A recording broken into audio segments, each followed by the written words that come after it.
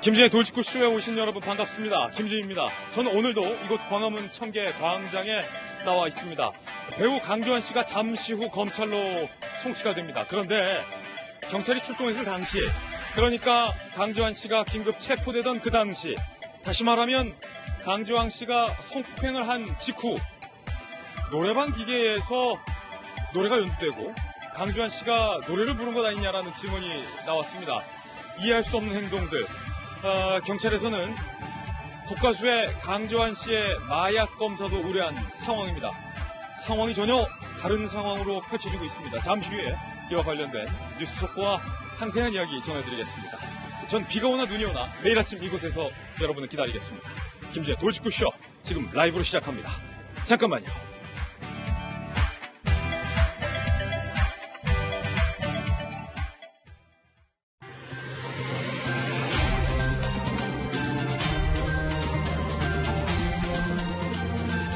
신문 읽어주는 남자입니다. 강대강으로 맞서고 있는 한국과 일본, 양국 간의 사이를 중재하기 위해 드디어 미국이 나섰습니다. 동아일보입니다.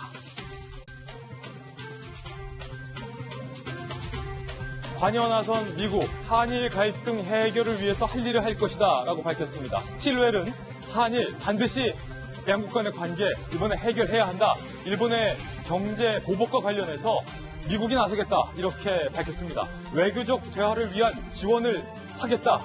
미국 측이 밝힌 겁니다. 우리 정부도 중재위 등 모든 옵션을 검토하겠다라고 밝혔습니다. 문재인 대통령도 새 징용해법과 관련해서 보고받은 것으로 알려지고 있습니다. 언제까지 양국이 으르렁댈 수는 없지 않습니까? 다음 신문입니다. 이번엔 조선일보입니다. 그런가 하면 아베 총리의 일본 내에서의 이 발언 때문에 논란이 일고 있습니다. 아베 총리가 선거 유세 중에 이런 말실수를 한 건데, 자, 우리 아버지들도 다들 애인분들 유혹해서 함께 투표소로 데려 나오세요. 이른바 불륜을 조장했다라는 논란을 자초했습니다. 아베 총리 왜 이런 발언을 한 걸까요? 잠시 후에 이 이야기 나눠보겠습니다. 다음 신문입니다. 이번엔 중앙일보입니다.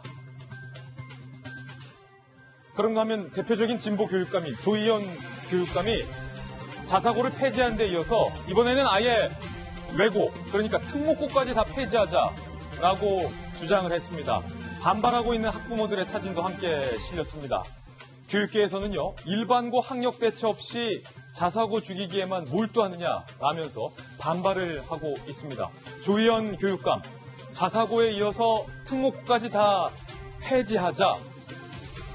글쎄요, 특목고, 외고, 꼭 돈 있는 집안 자녀들만 가는 학교는 아닌데, 돈이 없어도 실력이 뛰어난 학생들이 특목고나 과학고나 외고에 진학해서 이른바 계층 간의 사다리 역할을 하고 있다는 순기능에 대해서는 조희연 교육감이 모르는 것 아니냐라는 비판이 일고 있습니다. 잠시 후 오늘의 핫플에서 이야기 나눠볼 텐데, 조희연 교육감의 두 자녀는 모두 외고를 졸업했습니다. 다음 신문입니다. 이번엔 경향신문입니다. 피서철을 앞두고 있는데 제주도 바다에 사람보다 더 큰 독해파리가 출몰을 했습니다. 각별히 조심하셔야 하겠습니다. 영상으로 만나보시죠.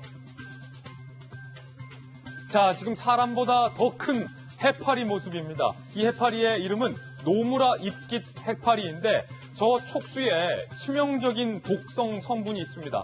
그래서 이 노무라 잎깃 해파리에 쏘인 8살짜리 아이가 사망한 바도 있습니다. 맹독성 해파리인데 크기가 최대 2m까지 클 수 있다고 하니까 사람보다 더 큰 해파리죠. 중국 해역에서 자꾸 우리나라 쪽으로 오고 있다고 합니다.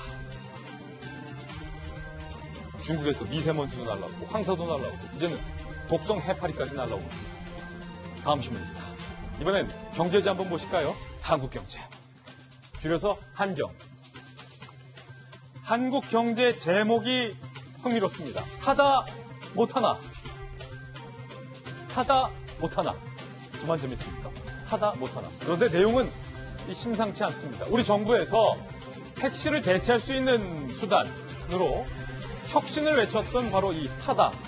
그런데 정부가 결국 렌터카로 운영 못하게 하겠다. 불호를 밝혔습니다. 사실상 타다의 운행을 금지시켰다라는 비판이 일고 있습니다. 택시업계에서 강력하게 반발했기 때문에 결국 정부가 두 손 두 발 다 든 겁니다. 허용 방침을 뒤집은 겁니다. 기여금을 내고 차를 모두 사야 운행을 허가한다라는 건데 정부가 너무 앞뒤가 안 맞는 건 아닙니까? 택시업계와 대체 공유수단이 될 수 있는 이 타다라는 신규 산업 서비스 사이에서 정부가 솔로몬의 지혜를 발휘해서 중재할 줄 알았는데 결국 말만 뒤집었습니다. 다음 신문입니다. 이번엔 한국일보입니다. 고액 출연료에 특혜 의혹, 밀어주기 의혹, 정권에서 사람 챙기기 의혹 등등등 말 많았던 오늘 밤 김제동이 결국 폐지되는 것으로 확인됐습니다. 김제동 씨의 소속사에서도 하차할 예정이라는 입장을 밝혔습니다. KBS 내에서 KBS 기자들 사이에서 특히 오늘 밤 김제동이 과연 KBS에서 이렇게 고액을 주면서 계속 해야 하느냐라는 논란이 끊임없이 일었습니다. 결국 폐지가 되는데 그 속사정을 잠시 후 오늘의 핫플에서 상세하게 들여다보겠습니다. 지금까지 신문 읽어주는 남자였습니다. 네, 오늘 아침 저와 함께 등판한 등판 선수 소개하겠습니다. 저희 돌직구쇼의 전담 변호사, 친근하고 구수한 최진영 변호사님 나왔습니다. 오늘 명콤비 나왔습니다. 서울시 정무부시장을 역임한 민주당의 김영주 전 의원, 여가부 장관과 청와대 대변인 출신의 김희정 전 장관 두 분 콤비 모셨습니다. 눈에 보이는 모든 것을 의심하고 분석하라 한국이미지전략연구소의 허은하 소장님과 돌직구쇼의 명품 시그니처 김병인 박사님 나왔습니다. 모두 어서 오세요. 반갑습니다. 네, 오늘의 키워드 세 가지도 함께 살펴보겠습니다. 첫 번째 키워드입니다. 트럼프 흉내내기 하는 거 아니냐? 트럼프식 아베 총리에 뒤따라붙는 키워드입니다. 과연 어떤 이야기일까요? 두 번째 키워드는요. 배우 강지환 씨와 관련해서 점입가경. 딱 알맞는 한자성어 같습니다. 마약 조사까지 들어갔습니다. 세 번째 키워드는요. 아리송입니다. 직장 내 괴롭힘 방지법이 시행됐는데 여간 아리송한 게 한두 가지가 아니라는 거죠. 잠시 후에 여러분에게 직접 저희가 퀴즈도 준비했습니다. 저도 아직 정답을 못 봤는데 저와 함께 잠시 후에 퀴즈 한번 풀어보시죠. 오늘 탑뉴스로 시작하겠습니다.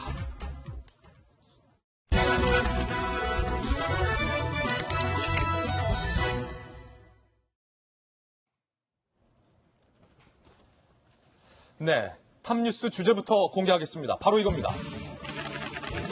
일본에서 선거 유세를 하고 있는 아베 총리를 향해서 아베 물러나라를 외친 일본 시민들이 속속 연행되는 장면이 공개되면서 일본이 난리가 났습니다. 일본을 강타한 논란의 동영상 직접 만나보시죠.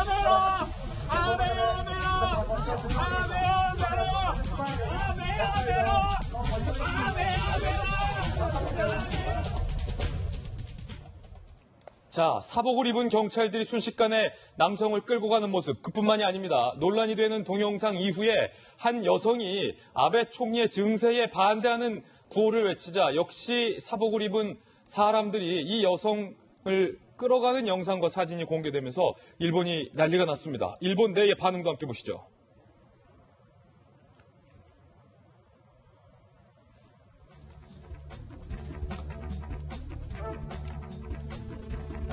일본의 주요 언론은 아베의 보복 조치를 낮게 평가하며 일제히 비판적인 사설을 싣고 있다.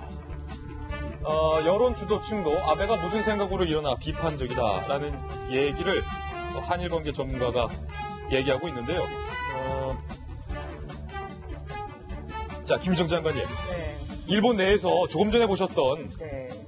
일본이 공산주의냐 뭐 이런 비판 여론이 있다고 해요.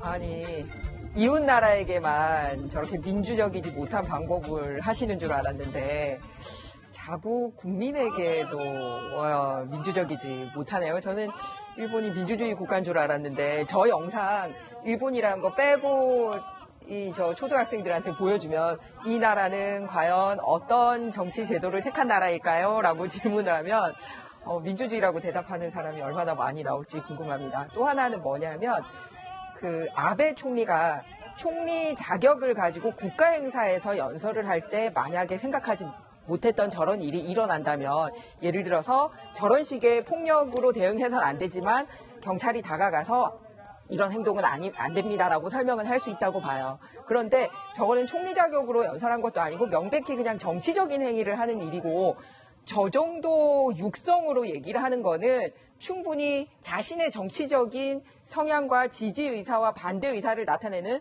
선거운동의 하나입니다. 예. 그렇기 때문에 아베 총리가 선거운동 방해를 받은 게 아니라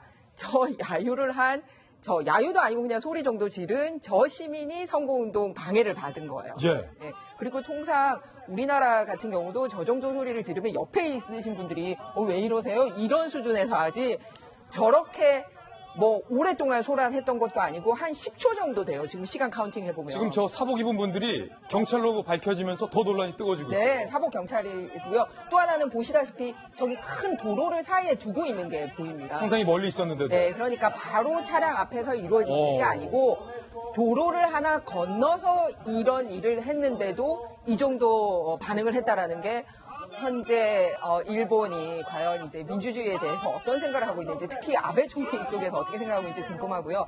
이 하나가 아닙니다. 연금 관련돼서 연설을 할 때 한 여성이 증세 반대한다라고 얘기를 했는데 예. 그때도 이거는 정책적인 의견이거든요. 아베 뭐 물러가라 이런 게 아니라 그런데도 역시 끌려 나갔습니다. 또 끌려 나갔다. 네, 그래서 자국민에 대해서도 저 정도면 정말 뭐 남의 나라에 하는 게 어느 정도인지 저 세계인들이 아마 이거를 좀 봤으면 하는 바람이고요. 그런데 이번 선거에서 처음이 아니었어요. 예. 2017년에 도쿄도 선거에서도 그때도 보니까 아베가 연설하는데 집어치워라고 얘기를 할 때 역시 저런 걸 했었는데 그때 시민들이 이래서 안 되겠다라고 얘기를 해서 그런지 도쿄도에서 자민당이 역사상 가장 최악의 득표를 했던 적이 있습니다. 예. 2017년에 127석에 24석밖에 못 받아간 적이 있었는데 이번에도 저런 식으로 대응하는 거 일본 국민들이 어떻게 판단할지 그런 귀추가 주목이 됩니다. 그렇군요.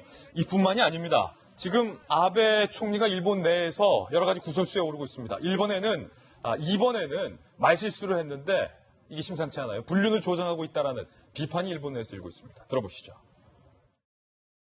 どうかお父さんも恋人を誘ってお母さん昔の恋人を探し出して雇用箱に足を運んでいただきますようよろしくお願い申し上げます 야, 이게 김영주 의원님, 그러니까 이것도 일종의 뭐 아재 개그 비슷한 걸 아베 총리가 농담이라고 했는데 투표를 독려하는 과정에서 자, 아버지들, 여자친구들 데려오시고요. 어머니들도 옛 여인한테 전화하셔서 다 투표소로 데리고 오세요. 아무도 안 웃었다고요. 네. 우리도 안 웃겨요. 어쨌든 이제 어찌 보면은 불륜을 일본 사회 불륜을 인정하면서 조장하는 그런 부분인데 어차피 현재 아베를 지지하는 층이 30대, 50대 여성에서 가장 낮습니다. 그렇군요. 그렇기 때문에 선거 전략상 이 부분 아예 포기하고 지금 현재 이번 참여 선거의 가장 큰 목표가 어떤 평화헌법, 자위대를 다시 존재 근거를 마련하는 것이기 때문에 우파, 고인, 노령자들의 노스탈지아를 자극하는 거 아니냐. 남성 위주의 당당하게 여자한테 성희롱했던 그 시대. 그럼 옛날이 이게 좋았지. 실수가 아니라 뭔가 의도가 있을 수도 있다. 그런 의도가 있다고 보는 거고요. 예. 더군다나 이제 우리가 트럼프 따라하기라고 얘기한 것도 최근 발언 중에는 G7 중에는 유색 인종이 유일하게 일본이다. 라고 하는 것은 어떻게 보면 인종적 색채까지도 민족주의적, 말하자면 극우적 어떤 쇼비니즘적인 어떤 그런 요소들까지도 모아내고 또 이번 선거에서 거의 지금 이제 공명당하고 같이 한 70석, 원래 124석 중에 70석 정도는 무난하다고 생각되는데 실제로 개헌 저지선이 되려고 그러면 85석, 6석 돼야 되거든요. 이제 그런 막바지 가장 쟁점이 되는 지역이 일본의 북쪽 지역입니다. 그래서 그쪽 지역에서 조금 더 쟁점화시키려고 하는 의도가 있지 않느냐. 그렇군요. 그런 생각을 좀 갖고 있습니다. 아베 총리에 반발하는 시민들을 연달아 사복 경찰관들이 끌어가는 동영상으로 곤란해진 아베 총리. 여기에 불륜을 조장한다라는 말실수 논란까지 더해져서 아베 총리가 여러 가지로 일본 내에서 곤혹을 겪고 있는데요. 우리나라 국민들의 일본 제품 불매 운동도 이게 심상치가 않습니다. 유니클로에서 애초에 이렇게 얘기를 했다가 결국 사과를 했는데요. 지난 11일까지만 하더라도 유니클로에서 이미 매출에 일정한 영향을 미치고 있지만 장기적으로 매출에 영향을 줄 만큼 이어지진 않을 것이다. 그러니까 쉽게 말해서 한국인들이 뭐 불매운동하는 거 이거 별거 아니다. 장기화 안 될 거다. 잠깐 그러고 말 거다라고 얘기를 해서 이게 또 알려져서 더 큰 논란이 일었는데 결국 여론이 격화되자 사과했어요. 심력 끼쳐서 죄송하다. 발언 취지는 어려운 상황 속에서 변함없이 좋은 상품과 서비스를 제공하겠다는 것이다 라는 취지로 사과를 했습니다. 목소리로도 직접 들어보시죠. 약간 오해가 있으니까 그런 거 아니겠어요? 좀 제가 보기에는 투자자들 설명하는데 당연히 CF로서 할 수밖에 없잖아요. 영향이 많다고 이야기할 CF가 있겠어요? 잘좀 부탁 좀 드릴게요. 네. 저희 잘좀 부탁드릴게요. 혹시 자, 이 국면에서 일본 물품을 무작정 안 사는 불매 운동이 과연 양국 관계 문제 해결에 도움이 되느냐라는 문제와는 별개로 허은하 소장님, 네. 유니클로 측에서 뭐랄까요, 좀 화가 난 한국 소비자들의 마음을 초기에 제대로 잘 짚지 못했던 것 같아요. 네, 그러니까 우리 국민성을 좀 제대로 연구하지 못한 것 같아요. 그러니까 우리가 한번 딱 불타오르고 만다라는 그런 얕은 수만 읽고 우리 국민들이 얼마나 이 따뜻한 가슴이 있는지, 그리고 불의를 보면 참지 못하는지, 우리나라에 어려운 일 생기면 누구나 다 참여하려고 하는 그런 참여 정신이 있는지에 대한 거를 너무 몰랐던 것 같습니다. 예. 왜냐하면 그 유니클로 자체를 아마도 우리나라 사람들이 정말 많이 이용해요. 젊은 층도 많이 이용하고 있고, 또한 뭐 싸니까. 그럼요. 싸니까 많이 쓰고 있으니 자기들이 안 쓰면 어떡하겠어 라는 생각을 한 게 아닌가라는 생각이 들 만한 발언을 한 거예요. 그러면서 우리 이쪽에서 사실 국민들 많이 참고 있거든요. 리더들이 잘해줄 것이다 라고 믿으면서 조그맣게 불매 운동을 좀 해보자라고는 하지만 실행까지는 갈까 말까 망설이던 찰나였을 수도 있어요. 그런 찰나였었죠. 예, 근데 그때 딱 건드린 겁니다. 딱 건드려서 저희의 마음을 흔들어 놓고 불매 운동이 지금 아직 강화되고 있어요. 그래서 너무너무 걱정이 되는 겁니다. 지금 뭐 일본 그 여행 가시는 분들에 대해서도 그 운영자들이 폐쇄하고 운영 자체를 폐쇄하면서 일본에 가지 말자라고 얘기도 하고요. 요즘 유튜브라던가 여러 블로깅을 보면은 어떻게 하면 일본 제품을 사지 않을까, 또 제품들이 일본 제품을 대체할 만한 것들이 있다라는 것까지 정보를 주면서 일본과의 그 관계가 완전히 틀어질 수 있도록 하는데, 이번 유니클로의 CFO 재무담당이사가 아주 큰 실수로 불씨를 당겼다라는 생각이 좀 듭니다. 예, 일본과 관련된 여러 가지 소식들 전해드렸습니다. 이번엔 저희가 준비한 두 번째 이슈를 공개합니다. 바로 이겁니다. 배우 강주한 씨와 관련해서 전혀 다른 이야기들이 오늘 새롭게 나왔습니다. 혹시 마약을 한 것 아니냐? 경찰은 일만의 가능성에 의심을 하고 있는 상황인데요. 강지환 씨가 보인 이런 행동들 때문입니다. 지난 9일 강지환 씨가 자택에서 긴급 체포됐던 당시, 그러니까 여성을 상대로 성폭행한 후에 노래방 기계로 노래를 부른 거예요. 피해자들 측은요, 경찰 도착 당시 큰 음악 소리가 들렸다. 왜냐하면 당시에 이 여성 2명이 방 안에서 공포에 떨면서 강지환이 방 안으로 혹여나 들어올까봐 문을 잠그고 숨어 있었던 때였잖아요. 근데 밖에서 노래방 기계로 누군가 노래 부르는 소리가 들리다. 경찰이 도착하자 강지환 씨가 노래를 부르다가 피해자들이 있는 2층 방으로 직접 안내까지 했다는 거예요. 뭔가 상식적이지 않은 행동들. 피해자들은 범행 당시 강지환에게 하지 말라고 말렸는데도 무시하는 등 강지환의 행동에 이해하기 어려운 부분이 많았다. 그렇게 취하지도 않았는데 사람이 이야기하는 거를 못 듣는 그런 모습들. 뭔가 상식적이지 않은 일련의 행동들이 계속해서 그때 당시 반복됐다는 거예요. 경찰은 강지환 씨를 국과수의 마약 검사를 의뢰한 상태입니다. 잠시 후에 검찰로 강지환이 송치되는데 김병현 박사님, 만약에 경찰이 갖고 있는 이 일만의 가능성, 이 의심이 사실이라면 확실히 성폭행한 후에 뭐 노래방 기계로 노래를 부른다라는 행동이 상식적이진 않아요. 상황이 완전히 달라지게 될 수 있는 측면으로 볼 수 있는데요. 일단은 여기에 대해서 합리적인 의심은 가능하나 최종적인 검사가 나올 때까지 예단하기는 좀 어려운 측면들이 있다라는 말씀 먼저 드릴 수밖에 없고, 하지만 마약 얘기에 대해서 많은 국민들이 걱정을 가지고 있는 이유 중에 하나는 버닝썬에서 촉발된 연예인들의 마약 사태가 정말이지 파장이 너무나 컸습니다. 바로 얼마 전까지 절대로 마약한 적이 없다던 박유천 씨 같은 경우도 결국 조사 결과를 통해서 마약을 한 것으로 다 드러나지 않았습니까? 현재 우리가 보건대 이 연예인들의 마약 사건들을 통해서 마약이 일어나고 난 뒤에 우리가 흔히 몸 세탁을 한다고 얘기하잖아요. 그래서 이 제모를 하거나 왁싱을 하거나 머리 같은 경우는 염색과 탈색을 반복해서 한다던가 이런 방식을 통해서 조사를 했는데도 불구하고 조사 결과가 초기에 안 나와서 끝내 마약에 대한 혐의들을 다 부인하는 모습들을 봤지만 나중에 조금 더 깊이 있게 조사에 들어갔을 경우에는 연예인들에 대한 마약 실태가 생각보다 굉장히 좀 위중한 상태까지 가 있는 것이 아닌가 볼 수도 있는 상황입니다.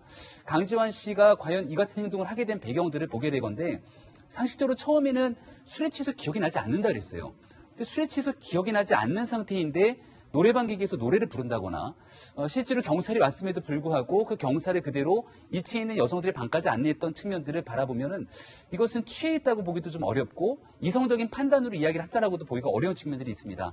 따라서 이 국과수의 검사 결과로 과연 어떤 내용들이 나오는지에 따라서 지금까지 이 준강간 혐의를 갖고 있던 강지환 씨의 혐의에 덧붙여서 마약에 관한 내용들까지 더 확산이 되게 됐지 상당히 귀추가 주목되는 대목입니다. 김 장관님, 네. 여성가족부 장관 하셨잖아요. 네. 저는 피해 여성들이 그때 당시에 문을 잠고 방 안에서 네. 저 강지환이 노래방 기계로 노래를 부르는 소리를 들었을 때 과연 얼마나 무서웠을까 상상이 좀 돼요.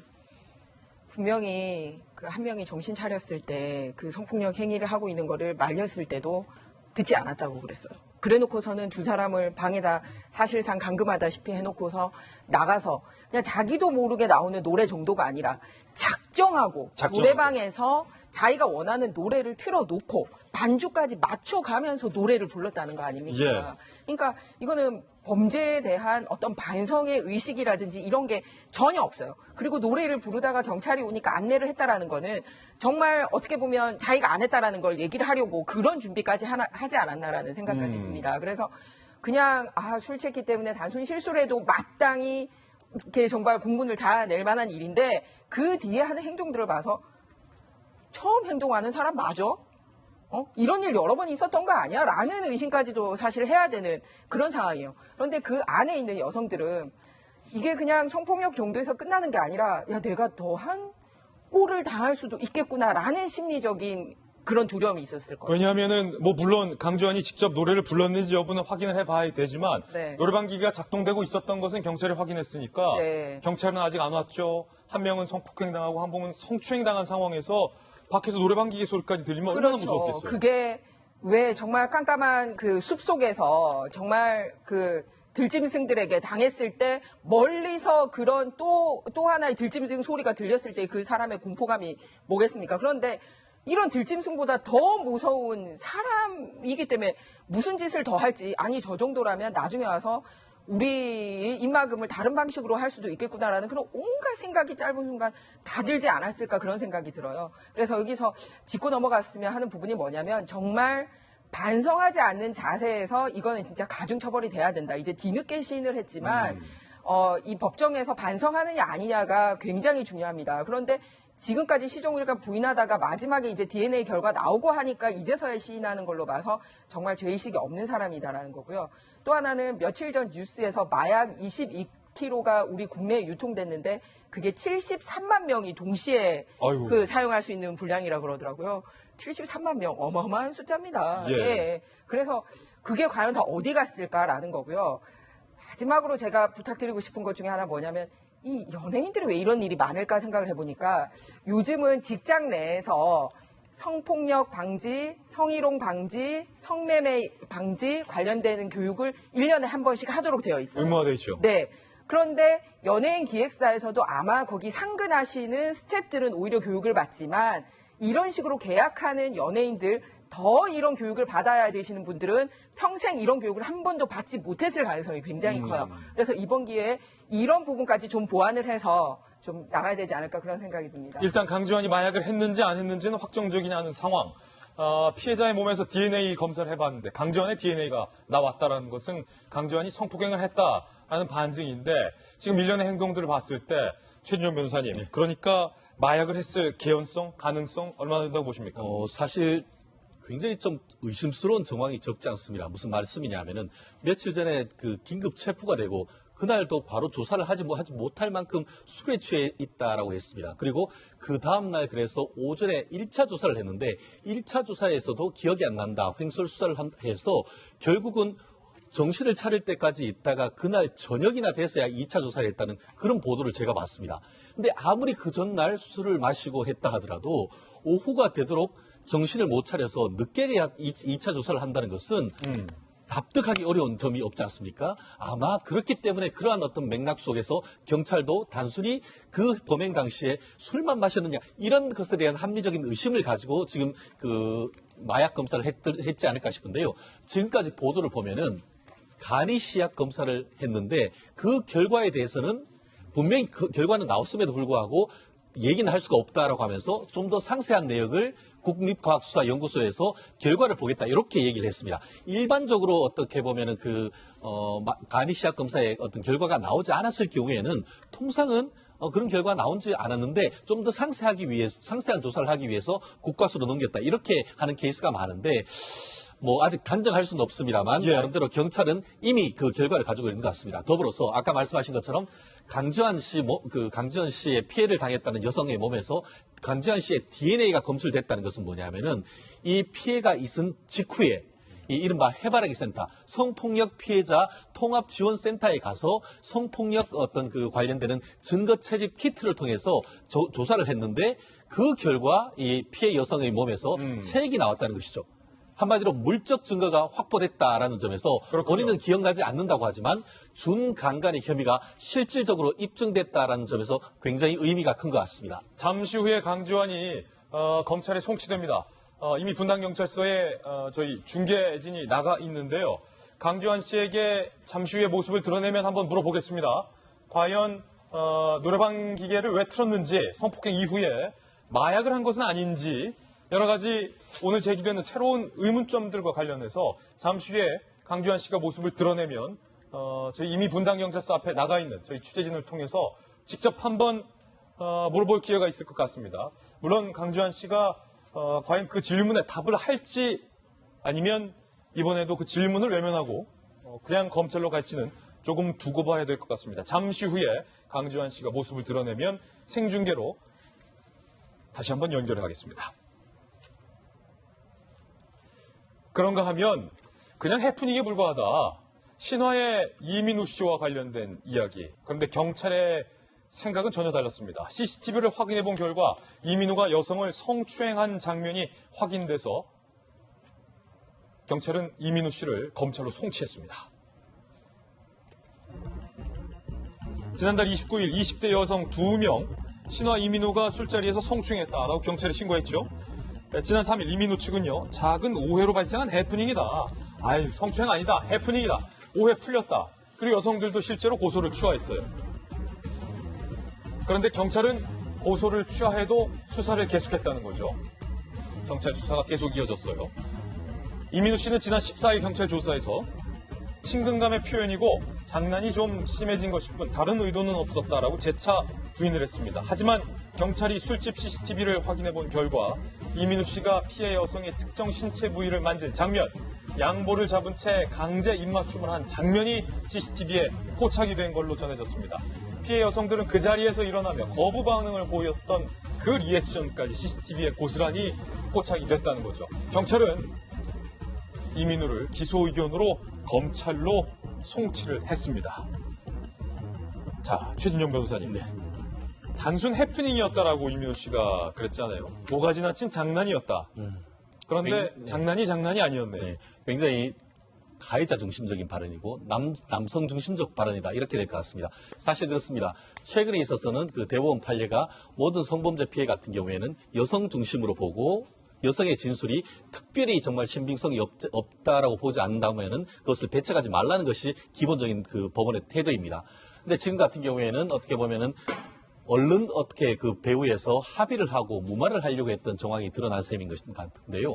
실질적으로 옛날 같은 경우에 이정조의 강제추행 같은 경우에는 서로 합의해서 고소를 취할 경우에는 이른바 반의사 불벌죄로 처벌이 안 됐습니다. 그렇군요. 그런데 이번 같은 경우에 2013년부터 해서 아마 그 여가부 장관 시절에 아마 그와 같은 것을 그 법을 개정했던 것으로 제가 기억을 하고 있는데 맞아요. 김희정 장관께서 여가부 장관 그렇습니다. 그때였었는데 때 바꿨어요. 그 이후로는 지금 설령 이렇게 해서 그 피해자와 합의가 했다 하더라도 물적 증거와 인적 증거가 있습니다. 뭐냐면은 그 당시 6월 29일 날 이 강남에 있는 거에서 CCTV가 확인이 된 겁니다. 거기다가 피해자들도 결국 그와 같은 사실과 일치하는 진술을 하니까 물론 처벌 수위는 합의가 됐기 때문에 그렇게 높진 않겠습니다만 이 유명인으로서 지금까지 어떤 팬들에 대한 진정성이 많이 떨어져서 아마 팬들도 실망이 크다는 부분인 것 같습니다. 예, 지금 검찰의 기소 의견으로 송치가 됐기 때문에 이민우 씨는 합의를 하더라도 검찰에서도 최종 이 같은 물적 증거들이 최종 혐의로 확인이 되면 이제 처벌은 피하기 어려울 것으로 보이는데 지금 그거잖아요. 피해 여성의 신체 부위 만지고 강제 입맞춤을 했고 여성들이 거부 반응하는 것까지 CCTV에 나왔다. 이민우 씨의 어떤 그 작품 활동도 조금 영향이 있을 것 같아요. 이 정도 사건이면은 본인이 나서서 일단은 대국민 사과를 한다던가 예. 문제에 대한 심각성을 좀 인지를 해야 되는데 현재로서는 이민우 씨가 합의를 했기 때문에 별 문제가 없다라는 식으로 이 태도를 취하고 있는 것은 아닌지 조금 걱정과 우려가 큰 상황인데요. 예. 경찰이 기소 의견으로 송치했다는 건 CCTV 등에 대한 물적 증거를 바탕으로 충분하게 문제가 있다고 판단했기 때문에 검찰에 넘긴 건 아니겠습니까?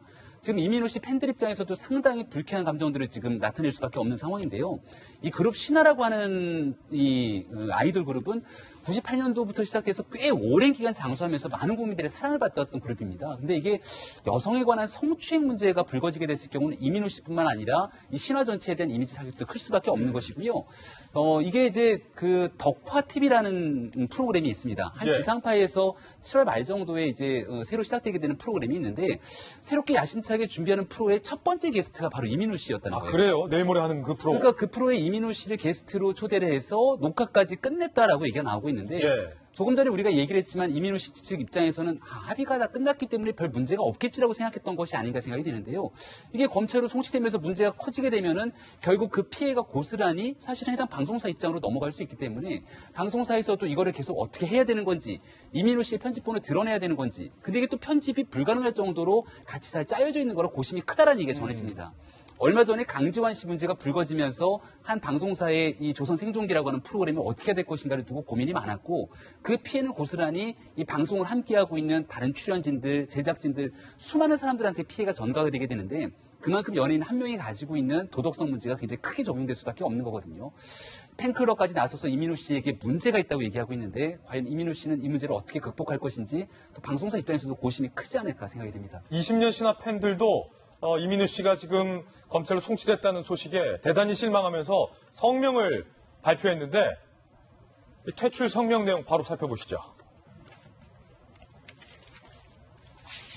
21년 지기 팬들 참담한 심정이다.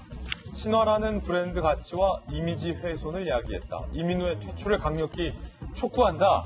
이민우의 팬 커뮤니티가 이런 퇴출 성명까지 발표를 했습니다. 야, 이게 나 소장님, 네. 이제는 팬들도 이런 성추행, 성폭력 여기에는 뭐 결코 이제 받아들일 수 없다라는 입장. 그럼요. 절대 받아들일 수 없다라는 것을 딱 입장 표명을 한 겁니다. 그 연예인이라는 브랜드, 명성을 얻은 연예인들은요. 사실 법보다는 팬심을 잃으면 모든 게 끝나는 겁니다. 그런데 지금 이민우 씨는 신화라는 브랜드의 가치도 훼손했고 이미지도 훼손했기 때문에 20년 지기 팬들이 퇴출시켰다라는 거예요. 20년 팬은 사실 보통 팬들이 아닌데. 그럼요. 사실 입덕하기도 힘들지만 탈덕도 힘들다고 하잖아요. 입덕하는 게 뭡니까? 그러니까 팬으로서 이제 내가 그 팬이 된다라는 것을 입덕이라 하고, 예. 그다음에 이제 난 더 이상 너의 팬이 아니야라는 걸 탈덕이라고 젊은이들이 얘기하더라고요. 그렇군요. 어린이들이. 네. 죄송합니다. 신규 용어라 제가 알지 못했습니다. 어쨌든. 제가 아이 때문에 알게 됐는데 저희 아이도 아이돌 스타를 좋아해요. 근데 그 아이를 고르는데, 그러니까 아이돌 어떤 사람의 팬이 될까라고 하는데 시간이 정말 많이 걸리고 그 다음에 팬이 되고 나면 그 마음이 변치 않아요. 어떤 마음이냐면 가끔은 서운할 정도로 엄마 아빠보다 더 좋아할 때도 있어요. 20년 팬이라면 소장님 예를 들어서 가족의 18살 때 팬클럽을 시작해서 지금 20년 뒤니까 38. 그러니까 여고생일 때 이민호 씨를 좋아해가지고 20년간 쭉 돼서 가정을 이루고 아이도 난 지금은 그렇죠. 한 가정의 어머니가 됐는데 처음에는 완전 얼마나 연인 같았을 속상할까요? 거예요. 얼마나 연인 속상할까요? 같기도 하고 오빠 같기도 예. 하고 그러다가 나를 위로해주는 남편 같기도 했다가 정말 가족처럼 느꼈던 진짜로 남이 아닌 사람들이. 이분들이 이제 퇴출 성명을 발표하기까지도 굉장히 마음고생이 심했을 그러니까 것 이 같아요. 글을 읽어보니까 정말 조심스럽게 쓰셨더라고요. 조심스럽게 정말 퇴출 성명을 하면서 우리 신화를 위해서 과감히 이민우를 버리겠다라고 얘기하신 21년지기 팬들의 마음을 저희가 이해합니다. 더 이상 여성의 성추행 그리고 그냥 무마시키면서 자신들의 명성을 이어가려고 하는 연예인들이 없었으면 좋겠습니다. 예. 그런가 하면 YG의 양현석 대표가 지금까지는 참고인 조사를 받았는데 성매매 그리고 성접대 의혹과 관련해서 피의자로 전환이 됐습니다. 20여일 만에 양현석 대표가 피의자 신분으로 바뀐 겁니다. 이 정마담의 폭로가 결정적이었다는 얘기가 나오고 있어요. 정마담이 이렇게 말했기 때문입니다. 양 전 대표 측근이 2억 원을 가지고 찾아와 유럽 출장을 제의했다. 술자리에 여성들을 동원한 것도 양 전 대표가 부탁했기 때문이다. 결국 승리 등등으로 시작됐던 이른바 단톡방에서의 불법 촬영 논란에 이어서 승리의 성접대, 성매매 알선 결국은 양현석 대표까지 지금 피의자 신분으로 전환이 됐군요. 네, 기본적으로 본인은 정말 계속 부인을 했는 것 같습니다. 그런데 이른바 우리 법조계에 이런 말이 있습니다. 사람은 거짓말을 해도 돈은 거짓말을 하지 않는다. 아, 그렇습니까? 한마디로 이 부분에 있어서 그 경찰 같은 경우에는 자금의 흐름을 봤던 것이죠. 그래서 2014년 9월과 10월 전후에 어떻게 보면 국내에 있는 강남 식당에서 식사했을 때 아마 한 달쯤 뒤에 유럽에서 이제 가서 어떤 성매매 의혹 이때 어떤 자금 흐름을 조사를 했는데 결국 이 양현석 씨 측에서 돈이 갔다는 사실이 이른바 드러난 것 같습니다. 더불어서 지금 얘기하고 있는 정마담이라고 할 수 있는 이 강남에 있는 큰손 마담이 한 10여 명 넘는 그 여성을 접대물을 공급했다라는 얘기가 있었고 그러다 보니까 단순히 이 사람들은 지금까지는 참고인으로 조사를 했었는데 결국 수사 결과 양현석 대표뿐만 아니고 그때에 관련됐던 여성 접대부와 관련된 2명에 대해서도 추가적으로 성매매 관련되는 처벌로 지금 재판에 넘기려고 한다는 그런 보도인 것 같습니다. 결국에 뭐 동남아 재력가와 식사하는 자리에 유흥업소 여성들을 부르고 나서 그 여성들을 데리고 가서 나중에 뭐 성접대를 했다라는 의혹이 결국에는 이렇게 덮이나 쉬쉬하나 했는데 정마담의 폭로로 지금 세간의 그 근간이 알려지고 있는 건데 김영주 의원님 만약에 그렇다면 과연 이번이 처음이었을까? 물론 이 의혹이 사실이라면 라는 생각이 들어요. YG에 소속돼 있는 수많은 연예인들 그리고 그 연예인들을 바탕으로 사실은 양현석 대표를 포함해서 얼마나 많은 YG 소속 연예인들이 부를 축적해 왔습니까? 그게 다 우리 10대 소년들의 순수한 마음을 해서 비롯된 거 아닙니까? 근데 그 뒤에 이런 추악한 모습이 있었다면 최근에 어쨌든 그 버닝썬 사건, 승리가 예를 들면 어떤 그 대만에 있는 그 유부녀와 자리를 만들었거나 여러 가지 홍콩 등 투자자들을 모시는 방식이 이와 유사했죠. 그런데 그동안에 양현석 대표는 본인은 또 경찰조차도 단서가 없다 이런 식으로 됐는데 지금 하나하나 정확하게 지금 이제 방금 얘기했습니다만 정마담 같은 방식 또 참고인에서 피해자로 바뀌어진 어떤 유흥업소 종사자들의 말에 따르면 그 패턴이 승리가 했던 패턴하고 거의 비슷합니다. 그렇기 때문에 그 그룹들이 전체 YG 소속사의 구성원이기 때문에 과연 완전히 그 사실을 양현석 대표가 모르고 있었을까 또 일정 정도 그것을 배후에서 진두지휘하지 않았을까 하는 그런 생각도 들고요. 그래서 이런 부분 전체가 아마 그렇게 부분적으로는 나이트클럽에 나오는 운영비였습니다만은 YG를 운영하는 기금으로 이렇게 돈 세탁됐을 가능성도 저는 충분히 한번 수사해볼 가치가 있다 저는 그렇게 보여요. 돈 사택의 가능성까지. 그러니까 김주영 장관님, 네. 이 유흥업소 여성들 재력가와 함께 유럽으로 네. 놀러도 갔잖아요. 근데 네, 이 네. 여성들 사이에서 유럽 원정이라는 표현도 썼어요. 네. 유럽 원정 가는데 2억 원을 줬다고요? 2억 원. 네. 아까 변호사님께서 이제 돈의 흐름을 정확하게 얘기한다고 얘기했는데 보면은 이제 카드에서 드러난 경우도 있고 지인을 통해서 현금을 지불하는 방식도 있고 이렇게 여러 가지 자금을 지불하는 방식도 다양하게 나타나고 있습니다. 이걸로 봐서 지금까지 사업을 형성해 오는 데 있어서 그 사업을 확장하는 방식의 하나로 이런 성매매의 방식으로 커온 게 아닌가라는 그런 의심을 할 수밖에 없는 상황이에요. 왜냐하면 승리 씨와 관련돼서도 특정 호텔에서 이른바 성매매가 있었는데 맞습니다. 성접대 알선 현장이 있었는데 그거를 호텔 비용을 네, YG 법인카드로 했었습니다. 법카로 그리고 긁었어요. 이번에 정마담에게 간 거는 이제 양현석 사장의 아주 가까운 친구가 현금으로 지불한 걸로 드러나고 있어서 그러니까 카드로 써야 할 때와 현금으로 써야 할 때 이런 식으로 탁탁 상황별로 정리한 걸로 봐서 보니까 말씀드렸듯이 이렇게 사업을 성장하는 데 있어서 성장에 참 이런 말씀 못하지만 수단으로 예. 정말 이 연예인 관계자들의 서로 물고 물리는 관계를 만들지 않았나라는 게 너무 안타깝고요. 우리나라가 한류가 오는 데 있어서 정말 실력으로 승부를 해도 될 정도의 경제에 왔지 않습니까? 그리고 양현석 대표는 본인이 또 직접 이 운영을 했던 사람이 아니라 어쨌든 본인이 사랑받는 가수였었잖아요. 그랬는데 이런 방식으로 사업을 했다는 게 굉장히 좀 충격적이라는 말씀을 드리고 싶습니다. 또 하나는 이번을 통해서 그냥 성매매 정도만 관여했다라는 게 아니라 우리가 첫 시작이 된 게 정말 물뽕부터 시작해서 마약 문제 그리고 그 과정에 있어서 권력에서의 비호는 없었는지 그리고 그 과정에 있어서 인허가 과정에 있어서는 문제가 없었는지 이런 것들이 나왔기 때문에 이번 사건에 한정해서 볼 게 아니라 1년에 이 연예인 중심의 이런 사업 전반을 돌아보는 계기가 되었으면 합니다. 예, 이 정마담이 양현석의 지시에 따라 여성들을 동원했다라고 현재 진술을 한 바 있습니다. 자, 이제 강지한 씨가 잠시 후면 검찰로 송치가 될 것 같습니다. 분당 경찰서로 현장을 연결해 보겠습니다. 네, 이 시각 분당 경찰서의 모습입니다. 이 문을 열고 강주한 씨가 이제 최종 경찰의 수사 단계가 이제 다 종료가 됐고 수사 결과를 검찰로 송치하는 거죠. 그리고 아직 국가수의 마약 검사 결과는 나오지 않은 상황.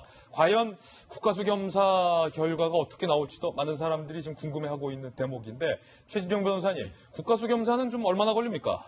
보통은 제가 알기로 한 일주일 정도는 걸린다라고 얘기를 하는 것 같습니다. 실질적으로 지금 제가 아직까지 뭐 조심스럽습니다만 추정컨대 나름대로 어쨌든 그 분당 경찰서로서는 이 1차적인 간이 시약 검사를 통해서 결과를 가지고 있을 거라고 미루고 짐작하는데 그렇다면 그 결과 국가수 또한 결과만 나오면 바로 이제 검찰에 송부한다는 거예요. 그렇습니다. 추가적으로 추송할 수 있는 것 같은데요. 사실 저는 준강간이라는 것이 어떻게 보면 사실 정신이 완전히 혼미하게 한 상태에서 그와 같은 그 성범죄를 저지르는 건데 저는 어떤 생각을 하냐 하면은 술만 먹였겠느냐 하는 그런 생각도 드는 것이죠.